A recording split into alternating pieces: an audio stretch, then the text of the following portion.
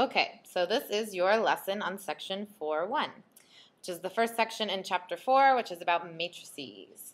So the first section is about how we can organize data into matrices. So the first thing we need to talk about is what is a matrix.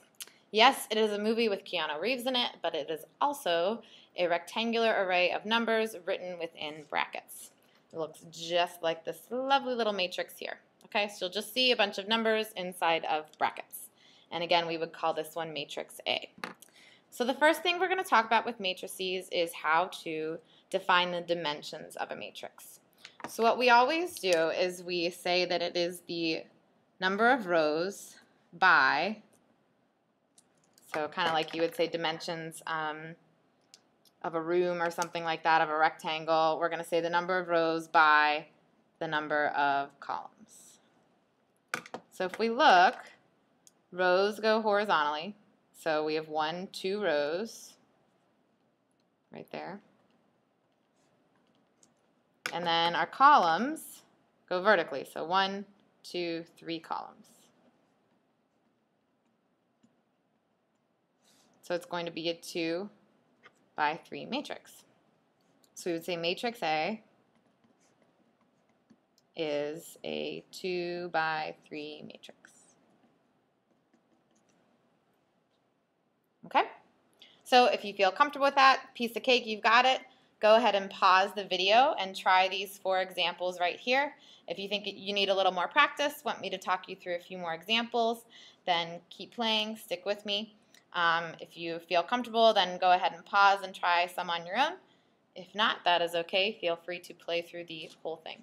Okay, so the first one, we want to get the dimensions, so we need to look at how many rows and how many columns. So we have 1, 2, 3 rows, 1, 2, 3, by 1, 2, 3 columns. So this one is a 3 by 3 matrix. Pretty easy. Okay, the next one, we have 1, 2, 3 rows, but then I only have 1 column, so it's just a 3 by 1. Okay, the next one, C, we've got 1, 2 rows right there, 1, 2, by 1, 2, 3, 4 columns. So this one is a 2 by 4. Okay, and then the last one, we've only got 1 row of numbers, but we have 1, 2, 3, 4 columns. So that one is a 1 by 4. So I'll just make a note up here. Remember, columns are vertical and rows are horizontal. Okay. So if you want to pause, rewind, go through that again, that's fine. If you feel like you're okay with those dimensions, then go ahead and move on down to the next section, which is identifying a matrix element. Try to make that straight. Okay. So each number in a matrix is called a matrix element, and again we're going to use rows and columns to identify those elements. So if this is matrix A, we use a big A, or capital letters to name matrices, sorry, and then we will use lowercase letters to talk about elements in those matrices. So this little A with a 1 and a 3 refers to the element in the first column, or sorry, oh my gosh, first row. Rows always come first. And then third column of the matrix. So first row, third column. Okay, in matrix A, all we have to do is go to our first row. There's my row number 1. And my third column is right here. So the element in the first row and the third column is that number 13. Okay, so once again, if you feel like you're good with that, go ahead and try these 4 examples down here. Pause the video. If not, stick with me and we will go through them. Okay, so the next one down here is 3, 1, so that means it's got to be in the third row and the first column. Okay, so that would be 9. 2, 3 means we're in the second row and the third column, which is all the way over on the end here. So that is that -2. 3, 3 is my third row, third column, so that's 0. And then the last one, 1, 2, means row 1, column 2. So that's right here, column 2. So that's got to be this number 4. Okay, so that's how you find elements in a matrix. Okay, I'm going to add on a couple more on here. We'll just do like 2 more examples. So if I have 0.5, how would I name that element? So let's see. We know we need a little a, and we need the row first, so it's in the 3rd row, and the 2nd column. So that would be 3, 2. Which other one didn't we do? Let's do that number 8. Okay, so the 8 is in the 2nd row, so we need an A with a little 2, and the 2nd column. So that would be 2, 2.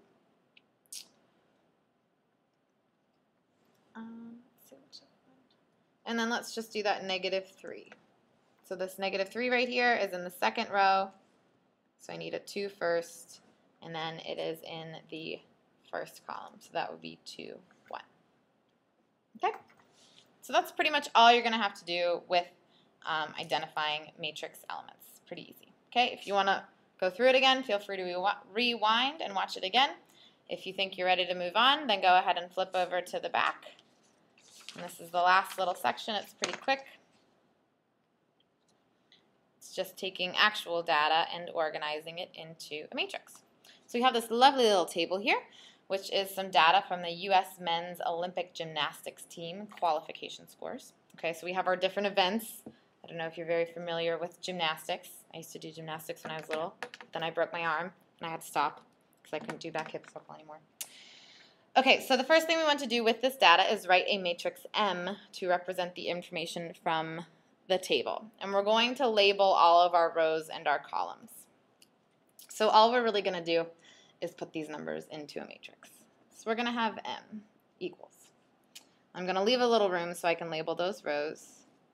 I'm going to need some brackets, and I'm just going to copy down these numbers in order.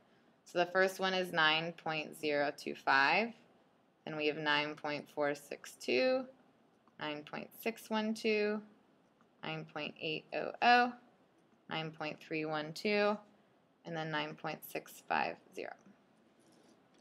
Okay, so that's just that first row. I'm basically taking out the lines in the table. Okay, and then the next row would be that 9.225, 8.850, 9.462, 8.987, 9.500, 9.662, and then the last row will be 9.475, 9.562, 9.512, 9.700, 9.575, and then 9.612. Okay? And then we just want to say what the rows and columns represent, since this corresponds to actual data. So it's basically the same that we have in our table up there. We have this first row is all of Blaine Wilson's times, and then these are all of Stephen McCain's in the second row, and then the last row is all of Paul Ham's times. Okay, and then the columns, the first one is floor. That's when you dance around and do cartwheels and back handsprings and things like that. And then pommel horse. I'm just going to put a PH for that one.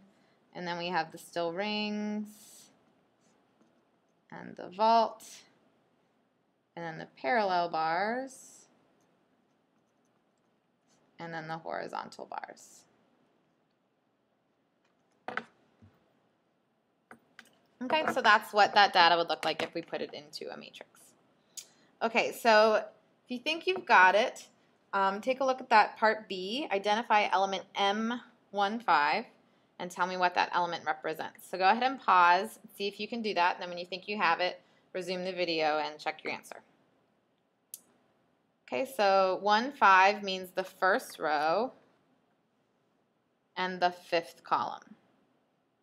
1, 2, 3, 4, 5. Ooh, I almost messed up. Okay, so first row, fifth column.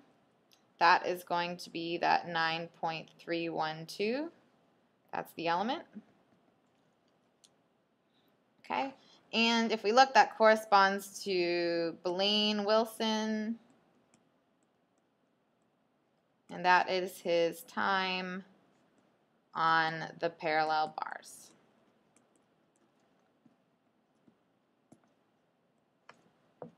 Okay, that's all you have to do.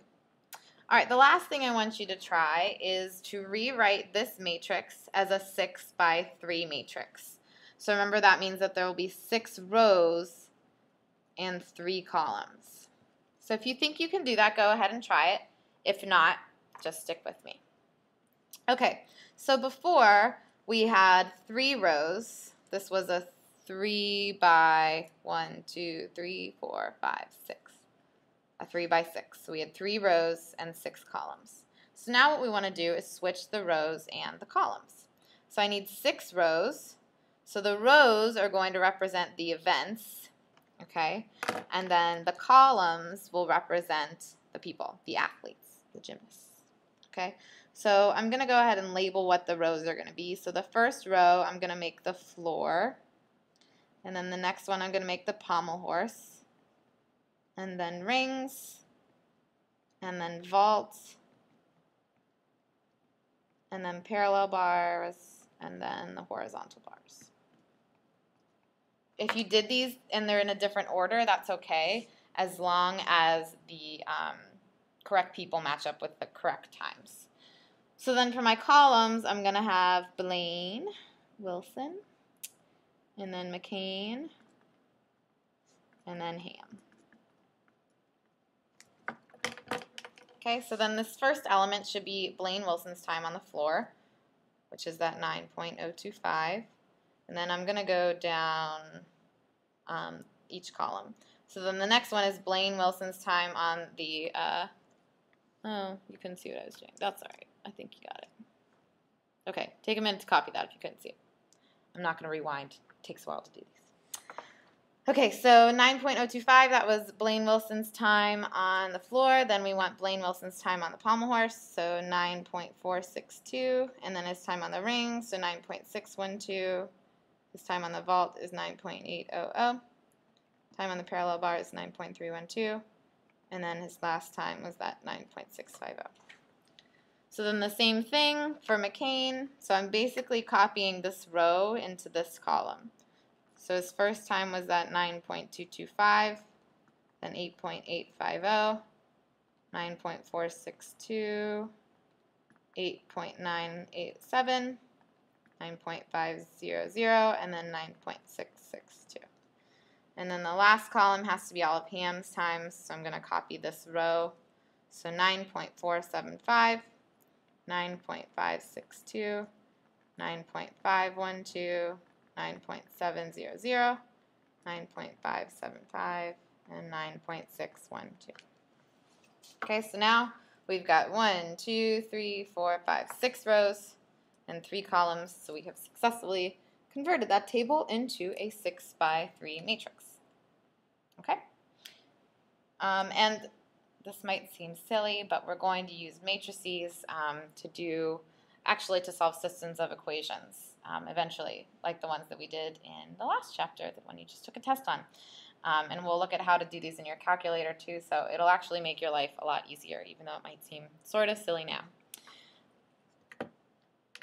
Okay, so, and I almost forgot to put my brackets around my matrix. Okay, so make sure you write it in brackets like that, so it is actually a matrix. Okay, so again, if you feel like you need to rewatch any part of that video, feel free to do so until you're comfortable with the material. And when you feel you're comfortable, go ahead and start this homework assignment. It's on page 166, 1 through 12, 14, 16, 18, 20. Oh, I can't type. 20 through 25. So give those a try. They should be pretty quick. We'll go over that on Monday. All right. Thanks for watching.